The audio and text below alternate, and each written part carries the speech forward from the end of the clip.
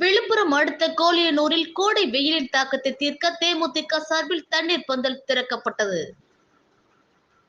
தமிழகத்தில் நிலவி வரும் கோடை வெயிலின் தாக்கம் அதிகரித்துள்ளதையொட்டி தேமுதிக பொதுச் செயலாளர் திருமதி பிரேமலதா விஜயகாந்த் அவர்களின் வேண்டுகோளுக்கு இணங்க விழுப்புரம் மாவட்ட கழக செயலாளர் எல். வெங்கடேசன் ஆலோசனையின் பேரில் இயன்றதை செய்வோம் இல்லாதவர்களுக்கு என்ற தாரகை மந்திரத்தின் அடிப்படையில் விழுப்புரம் மாவட்டம் கோலியனூர் கூட்ரோட்டில் தண்ணீர் பந்தல் திறக்கப்பட்டது. கோலியனூர் ஒன்றிய செயலாளர் ராமலிங்கம் தலைமையில் நடைபெற்ற இந்த தண்ணீர் பந்தல் திறப்பு நிகழ்ச்சியில் கோடை வெயிலின் தாக்கத்தை தீர்க்க பொதுமக்களுக்கு நீர், மோர், இளநீர், தர்பூசணி, வெள்ளரி பிஞ்சு